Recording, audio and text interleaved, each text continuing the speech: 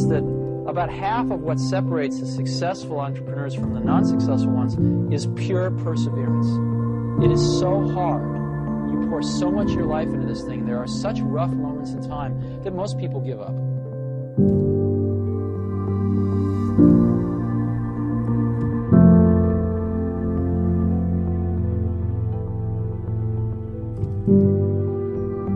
You should take the approach that you're wrong.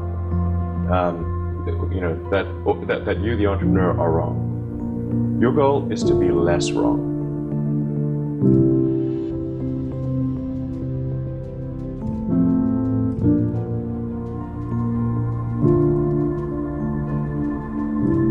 And it consumes your life. I mean, if you've got a family and you're in the early days of a company, I can't imagine how one could do it.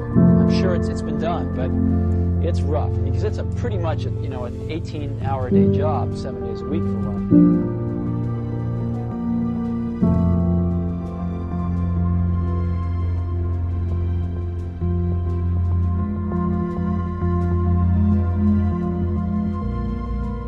Climbing up the mountain is a whole different level of stress because you've got this goal.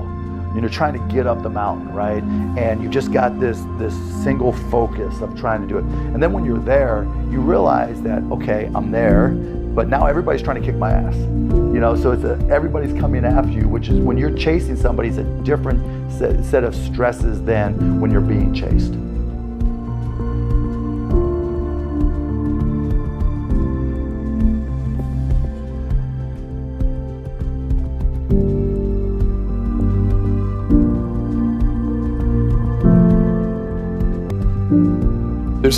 There are things that I don't enjoy, but if I'm really objective about it and I look at it, I'm so lucky to be working alongside all these passionate people, and I love it.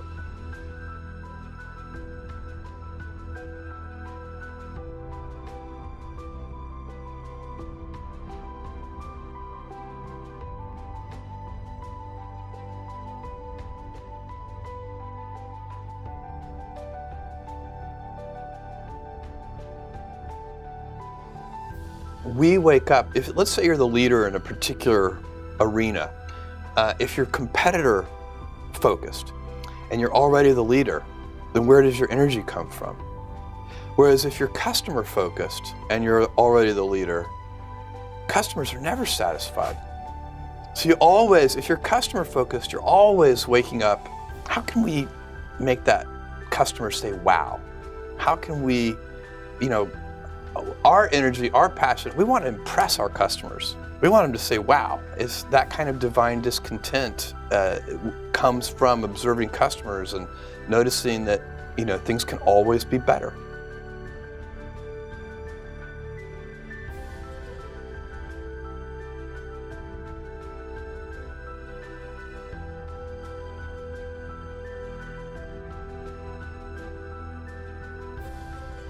Unless you have a lot of passion about this, you're going to not survive. You're going to give it up.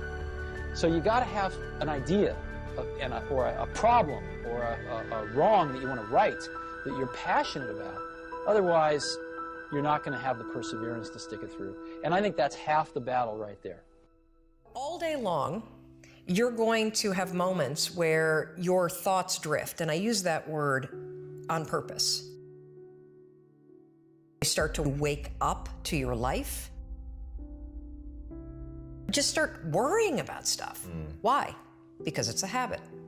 Because when you're not paying attention, your brain shifts from you being a decision maker and paying attention to you just kind of spinning things on autopilot, and one of your habits is worrying.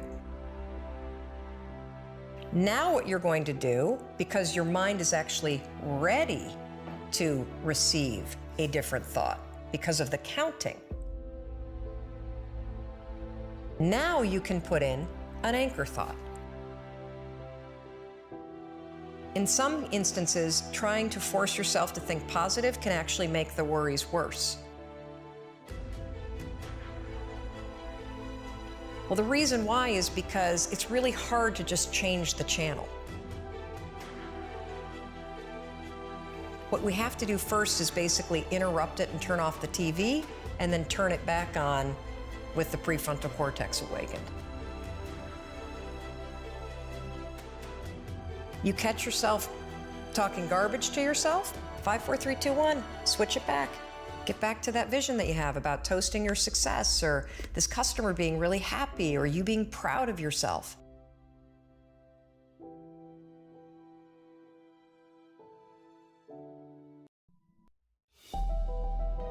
It's as if they're standing at the foot of a mountain, and they have this abstract concept called impact that they want to have in the world, which is the summit. What they don't see is the mountain. I don't care if you go up the mountain quickly or slowly, but there's still a mountain.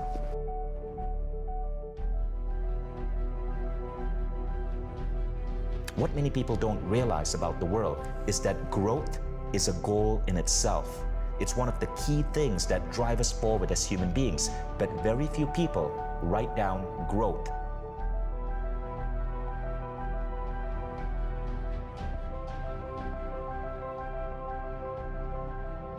It's crazy, we associate money with happiness, but often the most beautiful experiences in life require no money.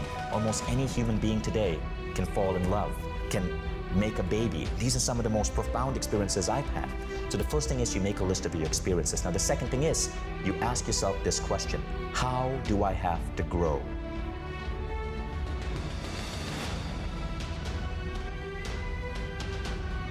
We crave growth. Human beings are growth-driven machines.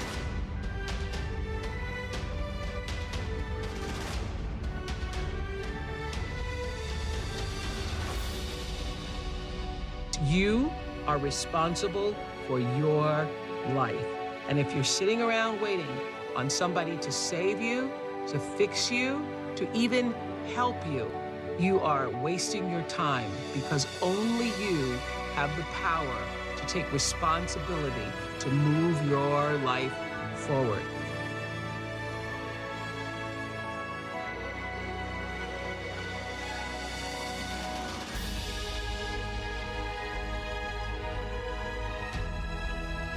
What matters is now, this moment, and your willingness to see this moment for what it is, accept it, forgive the past, take responsibility, and move forward.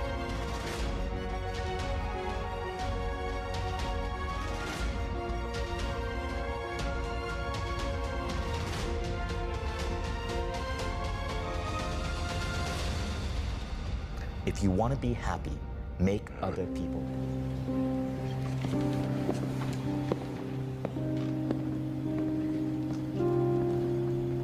The most powerful motivational speeches that I have ever heard came from people who told me I couldn't do something.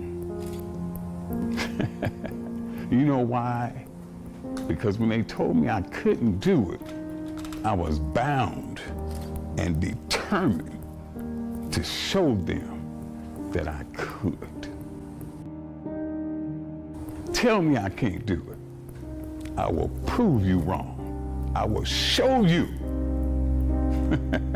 that you're mistaken. You have chosen the wrong one to tell that they can't do something. Because I believe, and this is real important, I can't, will thwart you, will stop you, will slow you down, will turn you around and cause you to move backwards if you let it. But if you have the proper mindset, I can't will do nothing but make you that more determined to get to your goal. Most of the people that have no dreams will wake up every day trying to talk you out of your dreams. They have no goals. They have nothing that they're ambitious about. So they will talk you out of all the shit that you're excited about. It's really not expected of them to support you and have your back anyway. They life ain't shit. And if you're trying to do something with your life, they're gonna try and figure out a way to shut you and your plans down as well.